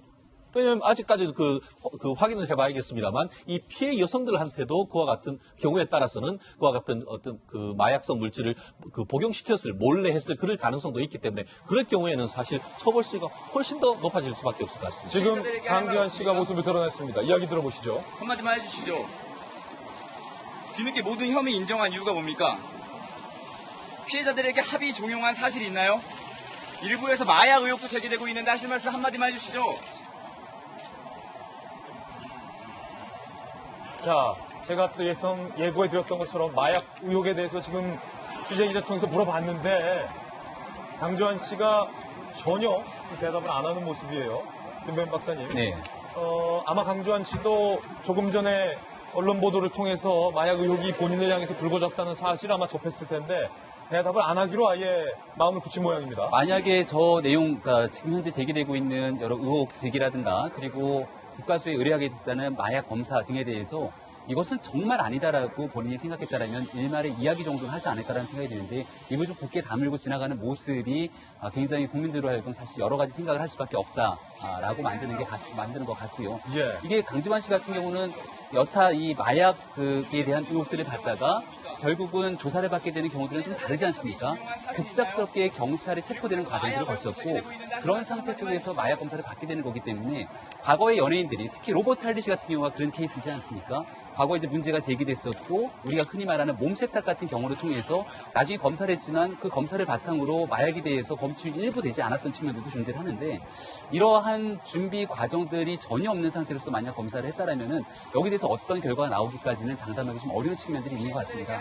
따라서 강지환 씨가 이 결과를 바탕으로 그동안 저간에 있었던 이야기들에 대해서 정확히 얘기를 해야 될 것이고 아주 만약 마약까지 연결이 되면 그것은 마약에 대한 공급 그리고 마약은 혼자 하는 것이 아니라 주변 사람들과 함께 할 수밖에 없는 과정이기 때문에 이 마약을 함께하는 여러 사람들까지 그 의혹과 이슈는 일파만파 훨씬 더 증폭될 수밖에 없는 사건이 되지 않을까 생각이 듭니다. 사실 제가 조금 전에 봤는데, 제가 지금 하는 사건에 관련되는 그 경감님이 언뜻 쓱 지나가는 걸 봤는데요. 그분이 이제 그 분당서에 여성 청소년계에 계신 분입니다. 아마 이 사건도 분당서 여성 청소년계에 하는데 지금 분당경찰서에서 지금 그 성남지청까지 차로서 안 막히면 한 10분, 15분이면 될 것 같은데 예. 아마 한 1, 20분 이 방송 끝나기 전에 아마 그 강지환 씨는 분당경찰 이 성남지청에 도착해서 추가적인 거기서 조사를 받지 않을까 싶습니다. 그렇군요. 자, 강지한 씨와 관련된 이야기 전해드렸습니다. 이번엔 저희가 준비한 세 번째 이슈를 공개합니다. 어제부터 직장 내 괴롭힘 방지법이 시행이 됐습니다. 그런데 이 법을 두고 알쏭달쏭하다라는 여론이 많습니다. 맞아요. 그래서 이 뭐는 처벌되고 뭐는 처벌 안 되는지 퀴즈를 하나 준비했는데 여러분께서 직접 한번 풀어보시죠. 저도 아직 답 안 봤어요. 자, 이거 못 맞히면 처벌받을 가능성이 좀 그래도 있는 거예요. 못 맞춘다면. 문제 드립니다. 다음 중 직장 내 괴롭힘에 해당하는 것은 무엇일까요? 지금 저희 출연진들도 정답을 모르고 있는 상황이에요. 저도 모르고요. 자, 1번. 김 부장님이 막내 여직원 대리한테 이렇게 물어봅니다. 어이, 허대리, 그 남자친구 뭐 하는 사람이야? 야, 이거 괴롭힘 같은데. 이거 괴롭힘일까요? 아닐까요? 2번. 이번에도 김 부장님이. 왜 계속 김 부장으로 해요? 제가 김지입니다. 김 과장에게 물어봅니다. 야, 김 과장. 내가 요즘 영어 공부를 시작했는데 나 영어 좀 가르쳐줘. 몰래? 이건 괴롭힘일까요? 아닐까요? 자, 3번. 이번에는 김 부장님이 이번에는 최 대리에게 물어봅니다. 야, 최 대리. 그 휴가자가 좀 있어서 우리 부서에 일이 많잖아. 최 대리가 그 대신 휴가자 대신에 그 야근 좀 서주라. 3번. 자, 이제 4번. 그 김미정 장관 성과가 그게 뭐야? 분발해. 5번. 성과급 받았으니까 한턱 쏴. 성과급의 30%는 원래 선배들한테 쏘는 거 알지? 끝나고 맥주 어때? 맥주. 이 앞에 치맥집. 내가 예약한다. 자, 과연 이 중에 이번에 시행된 직장 내 괴롭힘 방지법에 저촉되는 것은 몇 번일까요? 궁금한데요. 자, 정답은 2번과 5번이었습니다. 2번과 5번. 그러니까 1, 3, 4는 괴롭힘에 해당하지 않고요. 2번과 5번은 처벌이 된다는 겁니다. 이거 의외인데요. 일단은 김유정 장관님. 네. 저는 1번을 가장 의심했거든요. 네. 저것도 만약에 약간 성적인 뉘앙스를 담아서 했다라면 해당이 됩니다. 그런데 방금 제가 재현한 거는 어떻게 돼요? 그건 아니에요. 그런데 그게 아니고 그냥 정말로 이제 친분이 있고 하니까 그냥 안부 묻는 차원에서 애인 뭐 하는 사람이니? 라고 얘기를 했고 상대방이 그냥 더 이상 얘기하기를 원하지 않아서 고선에서 멈추면 아무 상관이 없어요. 그런데 그냥 뭐 사적인데 뭐 그런 얘기 왜 하시냐라고 얘기를 했는데 지속적으로 묻거나 왜 없냐 하거나 뭐 있다라고 하면 뭐 아는 사람이라고 하거나 이런 식으로 논의가 진행이 되면 문제가 있는데 그거보다는 이제 결혼 정년기나 또는 연애할 만한 그런 나이에 있는 직원에게 정말 안부 차원에서 애인 뭐 하는 사람이냐 정도 물어보는 거는 괜찮습니다. 하지만 이게 괜찮다고 해서 요 말이 나오는 모든 말이 다 괜찮다고 생각하시면 안 됩니다. 그거가 성적인 괴롭힘하고 연계가 되면 저 말부터 단초가 될 수는 있죠. 아니 그런데 한 가지 좀 궁금한 게 제가 좀 덜 민감한 사람인지 모르겠습니다. 김영주 의원님. 네. 야, 영어 좀 가르쳐줘 몰래. 이게 직장 내 괴롭힘에 해당이 된다네요. 참, 그렇죠. 이제 기본적으로 괴롭힘을 여기서 보니까 이제 세 가지로 나누는데 자기의 지위, 그다음에 업무 범위, 그리고 세 번에 이제 실제적으로 노동 강도가 심화되는 것. 근데 여기서는 업무 범위를 벗어나 버리는 거죠. 아, 업무 범위를 벗어난 지식 예, 때문에. 개인 심부름을 시킨다든지. 예. 우리 애가 너 영어 잘하지? 우리 애가 영어 실력이 떨어져. 밖에 업무 끝내고 우리 애 영어 좀 가르쳐. 이거 안 된다는 얘기. 몰래라는 것도 좀 석연치였군요. 예, 예. 영어 가르쳐줘, 예, 몰래. 뭐 돈을 주면서 할 수도 있는데 몰래. 예, 몰래. 몰래의 의미가 상당히 그 사슬아치게 놀라게 하지 않습니까? 몰래라는 게. 그리고 자세히 보면 그 몰래 뒤에 다시 한번 띄워주세요. 예. 몰래 뒤에 이 부장님이 살짝 웃음 표시까지 했는데 예. 그게 좀 심상치 않아요. 예, 그래서 뭐, 야, 술을 먹으면서 영어 가르쳐 줄래? 이러면 더 심해지는 거죠. 더 심해진다. 예, 예. 그래서 이 굉장히 어려운 문제고, 다만 4번의 경우에는 예. 민주노총은 저게 문제가 있다고 본 겁니다. 그래요? 성과가 그게 뭐냐, 이렇게 당연히 체크할 수 있는데, 그걸 계속, 김희정이 너는 왜 성과가 그것밖에 안 돼? 매일 그렇게 한다 그러면 괴롭힘이 될 수 있다는 부분. 가장 저희 중에 성과가 좋으셨던 분이 나가고 있는데 5번 같은 경우 지금 허은하 소장님 성과급 받았으니까 한턱 쏴.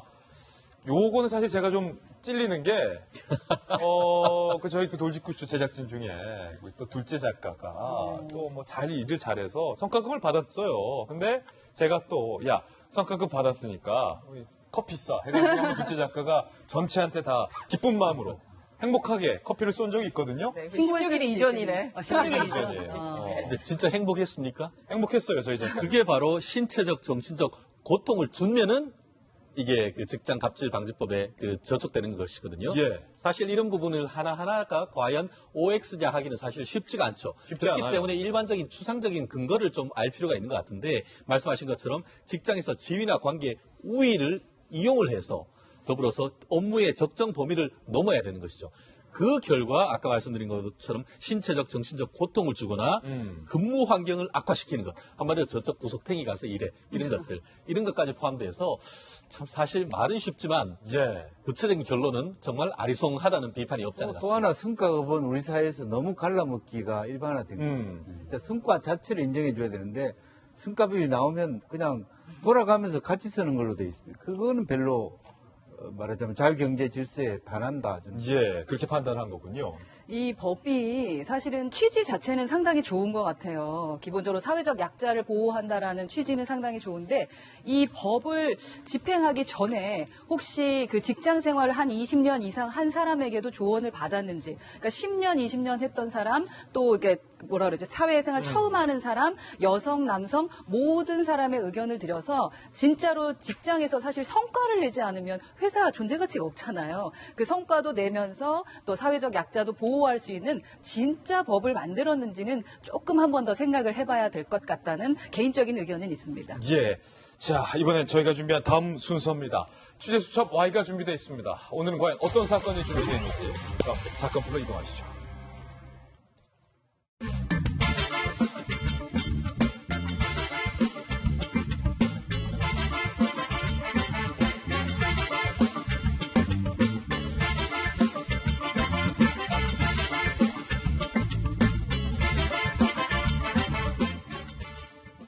취재수첩 Y입니다. 동국대학교 경찰사법대의 곽재균 교수님 나왔습니다. 어서 오세요, 곽 교수님. 네, 안녕하세요. 그리고 최 변호사님도 함께하겠습니다. 두 분과 함께 풀어볼 첫 번째 취재수첩은 바로 이겁니다.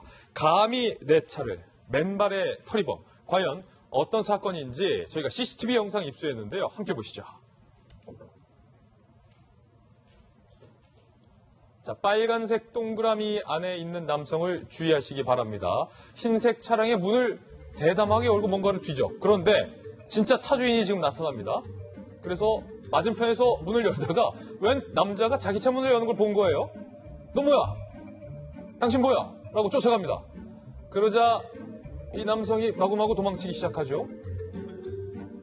자, 얼마 못 가서 지금 차주인과 터리범이 마주쳤어요. 그런데 오히려 터리범이 적반하장으로 뭔가 차주에게 신체 접촉을 합니다. 그러더니 갑자기 슬리퍼를 벗죠. 양쪽 슬리퍼를 벗고 냅다 도망칩니다.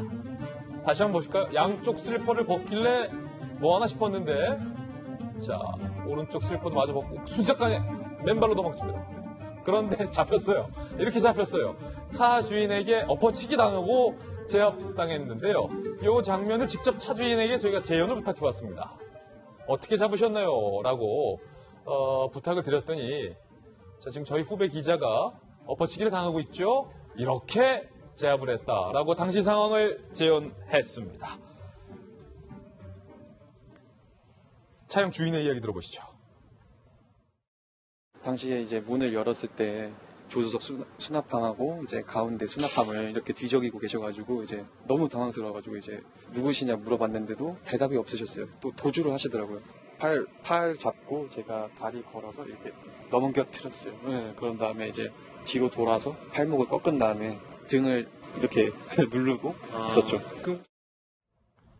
네, 곽 교수님. 네. 지금 도둑이 결국은 슬리퍼를 양쪽 손에 이렇게 꼈어요.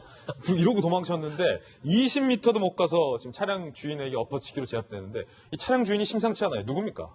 예, 이 차량 주인은 유도 2단의 유단자라고 합니다. 유도 2단의 유단자다. 잘못 걸렸군요. 그래서 이제 사실 저런 기술들은 이제 범인 체포술, 극이 있는 기술들이죠. 그걸 갖다 할 수 있는 정도의 유단자. 예, 헛기침 하셔도 됩니다. 목이 메이시면. 자, 유도 2단자에게 붙잡힌 결국은 터리범인데 차량 도둑이 지금 40대 남성이에요. 예, 지금 뭐 그 남성 같은 경우는 차량에 들어가가지고 아마 차량 안에 있는 뭐 동전이라든지 물건 이런 거 훔쳤을 것 같은데요. 그 현장에서 바로 이제 주인에게 잡힌 겁니다. 그렇군요. 최진영 변호사님, 차량 주인 말에 따르면 조수석과 가운데 수납함을 뒤지고 있었다. 그런데 정작 범인은 이렇게 얘기했어요. 차량 내부 구조가 궁금해서 차에 탔을 뿐이다. 제가 보니까 무슨 뭐 외제차, 고급차, 정말 우리가 궁금해야 될 그런 차도 아니고 일반적으로 우리가 타는 차인 것 같은데 그 내용을 우리가 궁금해 하면서 할 가능성은 별로 높지 않았다라고 보는 것 같은데요.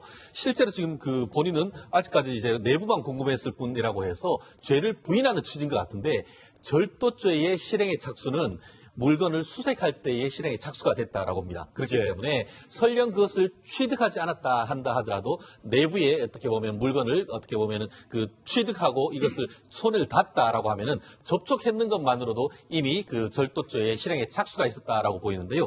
비록 그 절도에 미수가 됐다 하지만 절도란 것이 6년 이하의 징역 또는 1,000만 원 이하의 벌금이기 때문에 제가 봤을 땐 범죄의 전력도 있어서 구속영장 청구될 가능성 높지 않을까 봅니다. 그렇군요. 곽 교수님 목 좀 괜찮으셨어요? 네네. 풀으셨어요? 아까 못다 하신 설명 좀 계속 해주죠. 이게 범인 체포술이라고요?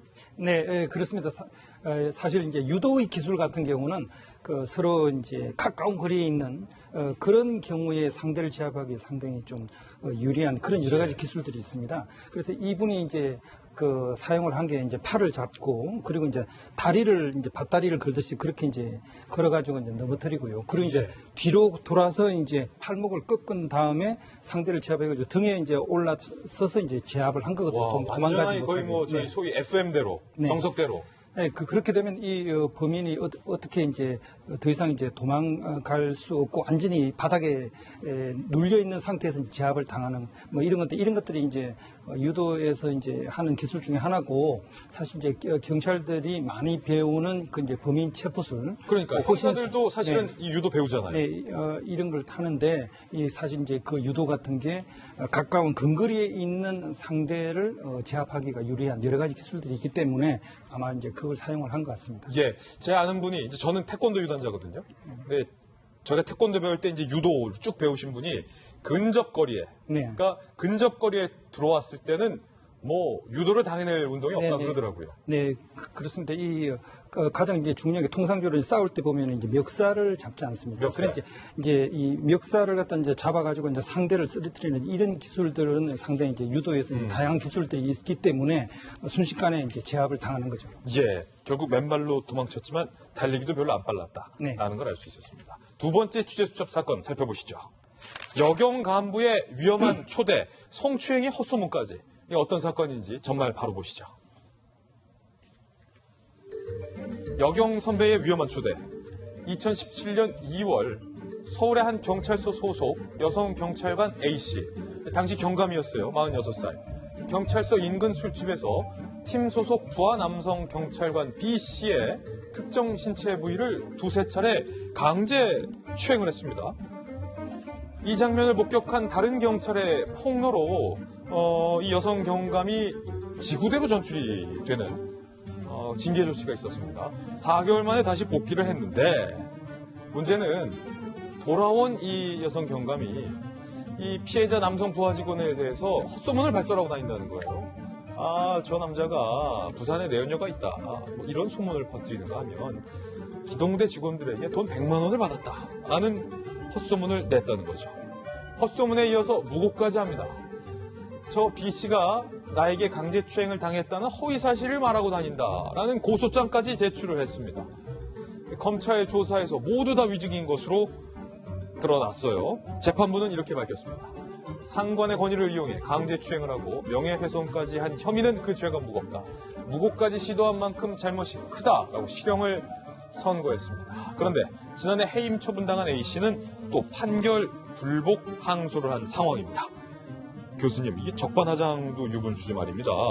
본인이 경감이면 상당히 높은데 남자 후배 그 경찰관의 특정 신체 부위를 만지고 그 징계 받았다가 돌아와서 죄를 뉘우치지 않고 뭐 내연녀가 있다 아니면 법적으로 다시 고소까지 했어요. 통상적으로 이제 경찰서에서 이제 경감급의 계급을 가진 사람들은 경찰서에서 이제 계장으로 이제 근무를 합니다. 네. 그래서 자기 이제 같은 계 내에 있는 이제 부하 직원에게 이제 그런 추행을 한 것 같은데요.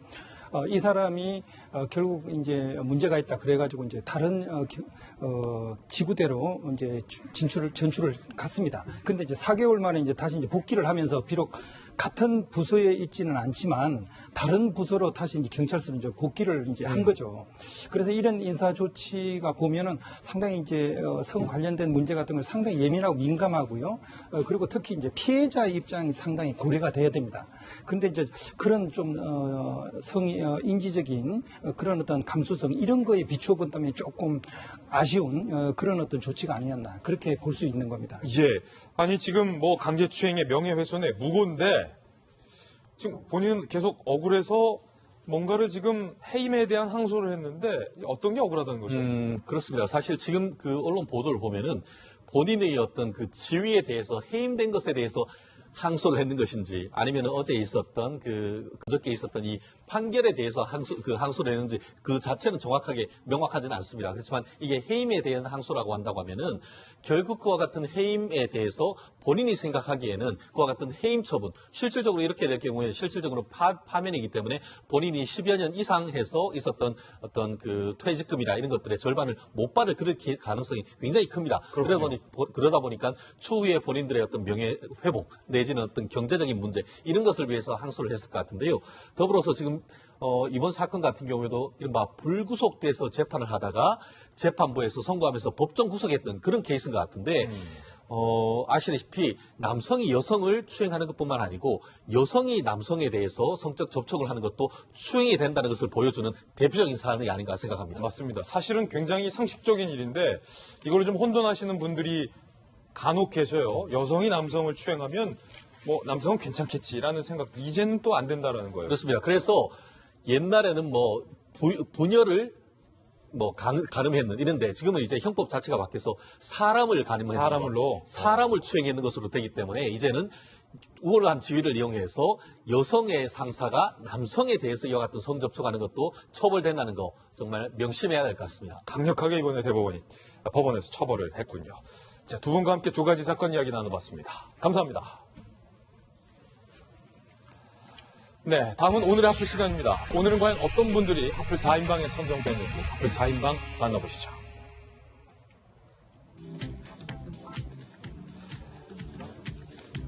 자, 한 교사의 사진, 실루엣인데요. 교실 모습도 있고 과연 어떤 사연일까요? 두 번째 하플 주인공은 크리스토퍼 안의 얼굴이 공개가 됐습니다. 저희 포착이 됐습니다. 중계진에 의해서. 조희연 교육감. 네 번째는 김재동 씨. 하나하나 어떤 사연인지 소개해드리겠습니다. 지금껏 듣도 보도 못한 황당하고도 충격적인 갑질. 저희 채널A가 경기도의 한 초등학교 교장 A 선생님의 갑질이 담긴 녹취를 단독 입수했습니다. 한창 수업 중이던 선생님을 갑자기 관사로 불러내는 교장 선생님. 녹취에 담긴 교장 선생님의 목소리 직접 들어보시죠. 손 안 먹지? 이것도 처음이지 이런 거. 이게 근무 시간에 이게 먹는 게 처음이잖아. 그러나 내가 모든 거 내가 책임질게. 자, 지금 수업 중인데 교사를 불러내서 허허허 한 잔에 내가 책임질게. 이 말에 책임지셔야 될 것 같아요, 교장 선생님. 학교 내에서 버젓이 술판 버린 것도 모자라 수업 중이던 교사를 불러내서 애들 자습시키고 술을 권유한 거예요. 한 잔 먹어. 더욱더 황당한 건 교장 선생님이 술 안주로 드신 게 뭐냐? 바로 우리 아이들의 급식 반찬을 술 안주로 드셨어요. 야, 이게 뭐 이런 분이 다 있어요, 세상에. 아니, 교장이라는 분이 한창 자라고 있는 초등학생 제자들의 밥을 그것도 안주로 뺏어 먹습니까? 먹을 게 없어서? 근무 시간 관사에서의 음주와 선생님들을 향한 음주 강요, 먹기 싫다는 선생님들 말이에요. 애들 자습시키고 불러서. 게다가 급식을 술 안주로 애용하기까지. 이 파렴치한 황당 갑질 소식을 들은 학부모들은 그야말로 기가 찰 노릇이겠죠. 그런데 이 교장 선생님의 갑질 의혹은 이뿐만이 아니었다는 것.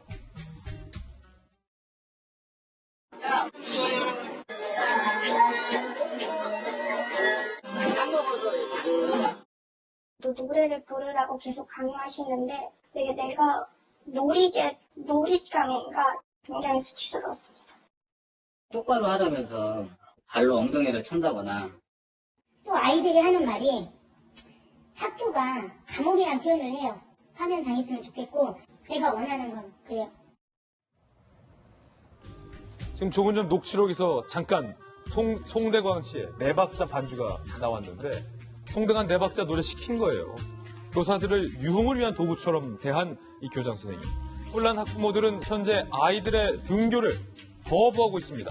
경기도 교육청은 교장 선생님에 대해서 감사를 착수한 상황입니다. 이야, 이 김병민 박사님. 네. 초등학교 교장 선생님인데 지금 상상하지 못한 것들이 여기 다 들어가 있어요. 네, 아이들 급식을 가지고 술안주로 쓰거나 저는 제일 이해할 수 없는 게요. 초등학생들이에요. 예. 이게 초등학생들이 수업하고 있는데 자습을 시키고 선생님을 빼놔서 같이 술 한잔해 하면서 우리 조금 전에 녹취 다 듣지 않았습니까? 굉장히 기분이 좋은 모습입니다. 아니, 초등학교에 자습이 어디 있어요? 이런 게 처음이지라고 얘기를 하게 되는데 이런 게 처음이어서는 안 된다는 식의 이 메시지를 전달한 게 아닌가 싶은데요. 자연스럽게 이런 문화에 젖어들게 만들려고 했던 교장의 의도가 있는 게 아닌가 싶고 지금 경기도에 있는 한 학교로 볼 수 있는데 학부모들이 스스로 아이들을 학교에 보내는 것을 거부했다는 거는 엄청난 용기가 필요한 일입니다. 예. 따라서 지금 현재 경기도 교육청에서 학부모들이 이렇게 나올 때까지 뭘 하고 있는가라는 생각이 드는데 교장에 대한 파면 여부 결정하기 전에 일단은 학교에 대한 긴급 조치를 단행해서 학교가 정상 운영되기 위한 모든 노력들이 경기도 교육청이 다 해야 되는 것 아닌가요? 그러니까 저는 이 피해를 고스란히 왜 학부모들이 다 그 짐을 짊어져야 되는지 이해할 수가 없다는 말씀을 드릴 수밖에 없는 거고 경기도면 경기도에 이제 외딴 외곽 지역들이 굉장히 많을 겁니다. 관사까지 있는 것들을 보호하건대 교육청의 관리 사각지대 속에서 이렇게 학교 내에서의 갑질 정말 학부모들에게 있을 수 없는 피해를 주고 학생들에게 피해를 주는 사례는 없는 건지 면밀하게 교육청 교육부가 나서서 조사를 해야 될 때가 아닌가 싶습니다. 특히 이 교장 선생님이 술안주로 아이들 급식을 먹은 것과 관련돼서 이 해당 학교의 학부모들의 입장을 한번 들어봤습니다. 아이들 급식을 뺏어 먹은 거잖아요. 어른이 주지는 못할 망정 뺏어 먹으면 안 되죠. 저희 처음 들었고요, 지금 그 얘기. 저희도 이런 건 처음 들어봤어요. 네. 애들 먹을 걸 뺏어요. 네.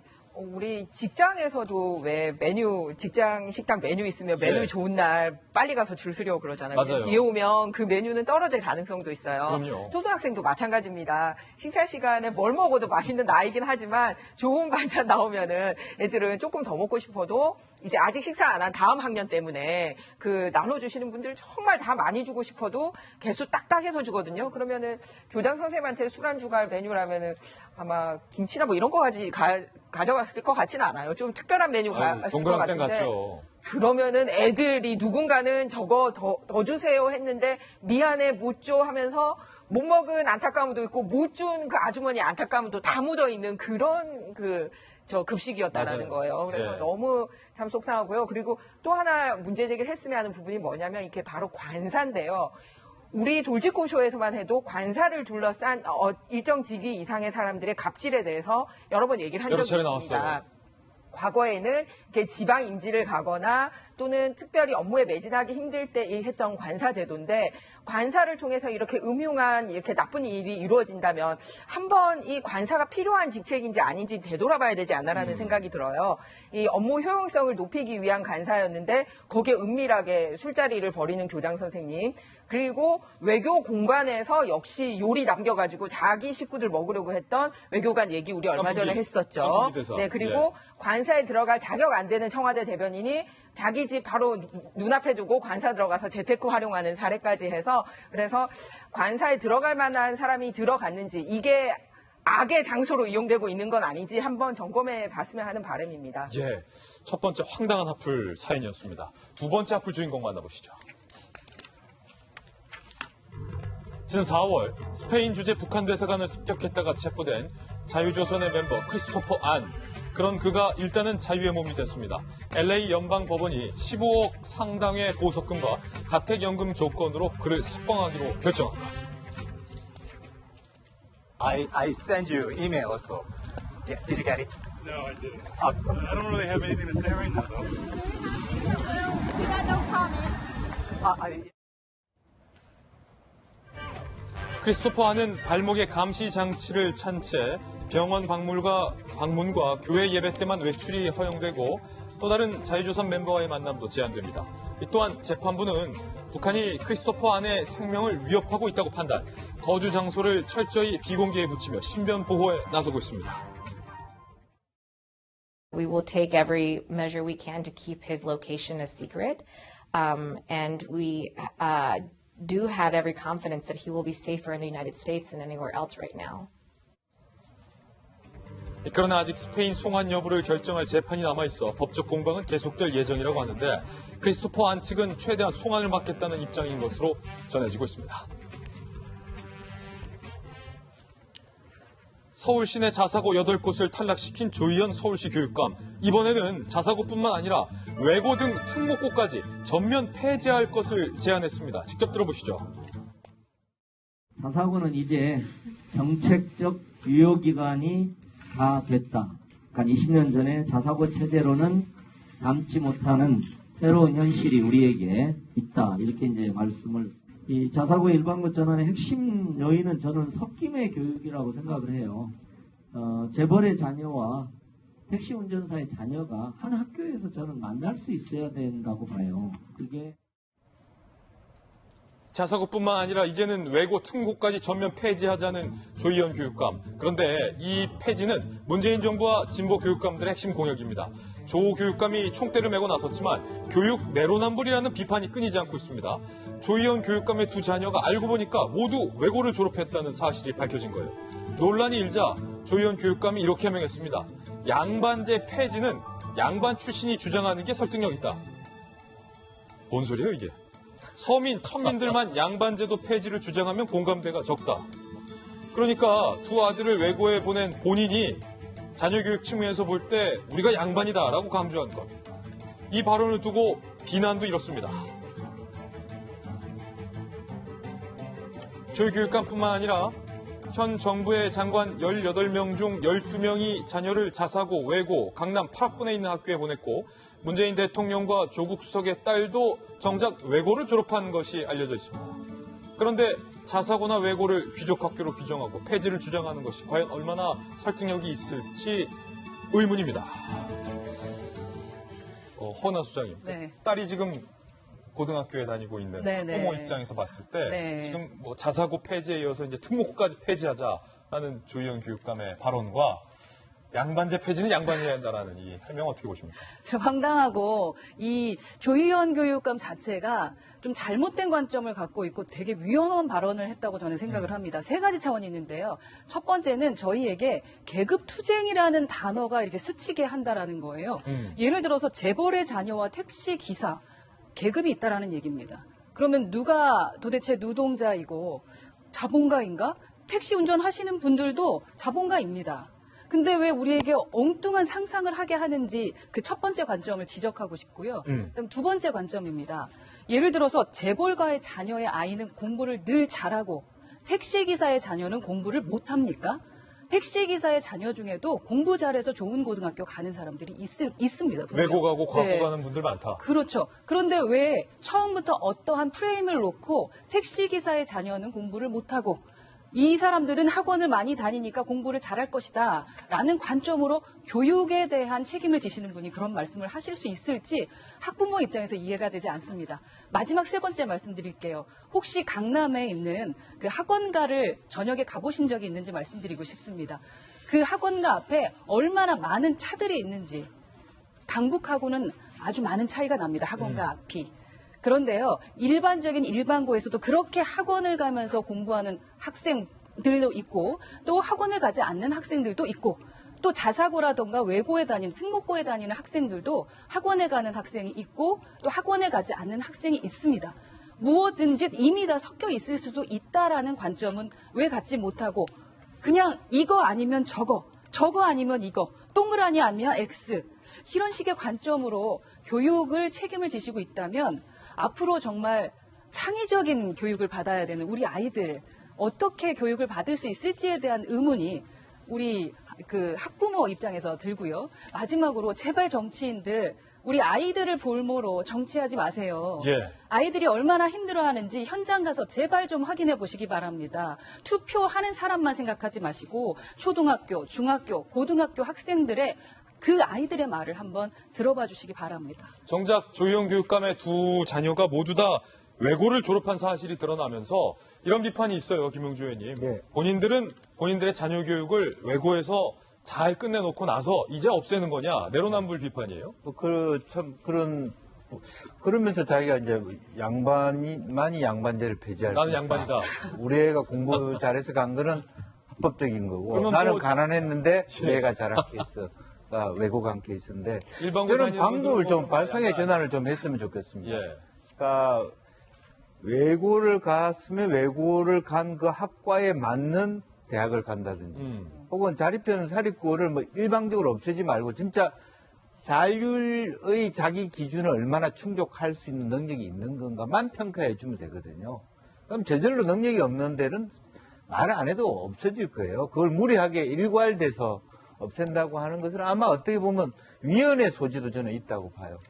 돈 많은 사람들이 돈 많이 내고 더 좋은 교육, 그럼 다 이제 어떻게 되냐 하면 외국 유학 가는 수밖에 없습니다. 중국도 보니까 우리 애도 중국에 공부를 했습니다만은 네. 저는 특목고를 갔거나 국제학교를 간 학생들은 중국의 대학을 못 가게 해버리는, 그렇게 해버렸더라고요. 그래서 아예 정말 외고 가는 학생들이 다 법대 가고 의대 갔기 때문에 문제는 있거든요. 그러니까 왜 특수 목적에 맞는 활동을 하고 있는가, 그 사람들이 외교관이 됐는가, 외교관이 된 사람은 거의 없어요.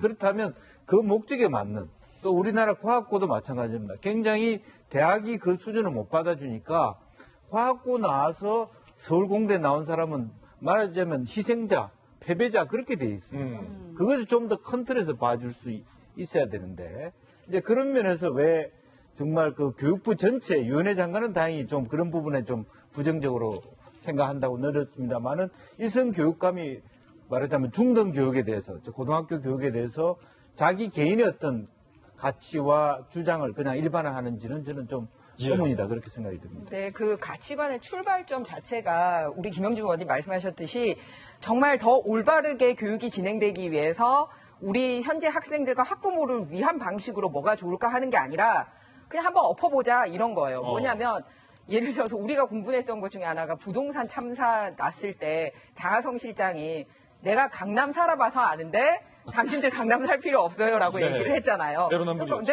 그런데 지금 똑같은 맥락이에요. 교육 참사라고 불리는 이 시점에 내가 우리 애들 외고 보내봐서 아는데 당신네 아이들은 외고 보낼 필요 없어요. 이런 거란 말이에요. 그러니까 뭐냐면 좋은 거는 나는 누리지만 다 함께 우리 국민들과 누려야 되겠다라는 생각을 하지 않고 있다는 게 안타깝다는 거죠. 오히려 경험을 해봤으면 좋은 점은 어떻게 더 확대시키고 여기서 나왔던 안 좋은 점을 정책적으로 최소화할지가 전문가가 해야 될 일이지, 네. 그걸 없애는 거는 전문가가 해야 될 일이 아니라고 생각을 합니다. 네. 네 번째 악플 주인공도 바로 만나보시죠. 오늘 밤 김재동. 많은 논란을 낳았던 KBS의 오늘 밤 김재동이 폐지됩니다. 미미했던 시청률, 그리고 북한의 김정은을 추종하는 위인맞이 환영단 인터뷰와 윤지호 인터뷰 등등으로 정치 편향성 논쟁을 유발시켰고, 진행자 김재동 씨의 연봉 7억의 고액 출연료 역시 논란을 빚었습니다. 특히 KBS의 적자가 올해 1,000억을 넘을 것으로 예상이 돼서 이게 적절하냐라는 논란은 KBS 내에서 많이 일고 있습니다. 시사기획 창과 추적 60분을 통합한다는 소식에 시사기획 창은 죽이고 김재동은 살리냐라며 뜨거운 비판이 KBS 내에서 나오기도 했습니다. 김재동 씨는 수많은 밤을 함께해 주신 분들께 감사드리며 남은 방송도 변함없이 최선을 다하겠다고 소감을 밝혔습니다. 네, 최근에 김재동 씨가 지방자치단체에서 1,600만 원에 대한 강연료 문제가 한참 불거져갖고 사회적 논란이 된 적이 있지 않았습니까? 근데 본인이 진행하고 있는 방송에서 본인에 대한 해명을 하기도 했습니다. 사실은 9월 달까지 김재동 씨 프로를 봐야 되는 거냐라고 얘기하는 분들도 적지 않을 것 같은데요. 어쨌거나 9월 달에 막을 내리게 되니까 앞으로 남은 밤이 김재동 씨 오늘 밤이 많지가 않은 것 같은데 그동안 고생하셨고 앞으로 남은 밤만큼은 오늘 밤 김재동은 시사 프로 아닙니까? 예. 그리고 공영방송이 시사 프로이기 때문에 살아있는 권력을 감시하는 시사 프로의 밤들을 좀 만들었으면 좋겠다는 생각이 되고요. 남은 8월의 여름밤에서 김재동 씨가 과연 살아있는 권력에 대해서도 쓴소리를 아끼지 않는 참 지성인의 모습을 보일 수 있는지 한번 잘 지켜보도록 하겠습니다. 네. 저희는 60초 광고 후에 오늘의 힐링 뉴스로 돌아오겠습니다. 잠시 후 저와 함께 힐링하시죠. 네, 오늘 힐링 뉴스의 주인공들은요. 우리 여고생들 만나보시죠. 자, 지금 언덕길에서 승합차 주인이 뒤에 고인목을 뺐죠. 그런데 승합차가 뒤로 밀리니까 이 차주가 깜짝 놀라서 승합차를 멈춰 세우려다가 그만 승합차 밑에 깔리는 사고가 발생을 합니다. 자, 승합차 밑에 깔려 있어요. 그런데 그때 지나가던 차량에서 마을버스에서 여고생들이 우르르 내리더니 이 모습을 보고 우리 여고생들이 용기 있게 이 승합차에서 아저씨 구하려고 뒤에서 승합차를 미는 모습. 그러자 힘없는 여고생들이 승합차 미니까 밀리겠어요. 동네 주민들이 그 모습을 보고 하나같이 다 함께 한마음으로 승합차를 밀고 경찰도 구조대도 출동을 해서 결국 우리 차량 주인을 구하는 모습이 포착이 됐습니다. 들어보시죠, 이야기. 그 옆에 계신 아주머니께서 좀 크게 목소리로 좀 도와주세요라고 크게 외치셔가지고 좀 상황이 좀 심각하구나 해서 그때는 차가 막 밀려서 내가 다치겠다라는 생각이 없었고 그냥 구해야겠다는 생각밖에 안 들었었던 것 같아요. 자, 지금 무사히 차주는 치료를 받았고요. 이분들, 이 여고생들이 지금 표창장 받고 있는데 김희정 장관 사는 동네네요. 연제경찰서가 여고생들한테 표창장까지 수여했답니다. 김 장관도 방송 끝나고 가시면 좀 격려 좀 해주세요. 망설임 없이 구조에 나선 여고생 어벤져스에게 저희 돌직구쇼로 큰 박수를 보내겠습니다. 네, 오늘 저희가 준비한 소식 모두 다 전해드렸습니다. 저희는 내일 아침에 더욱더 풍성한 뉴스 들고 여러분께 인사드리겠습니다. 오늘 하루는 분명 어제보다 나을 겁니다. 좋은 하루 되십시오. 고맙습니다.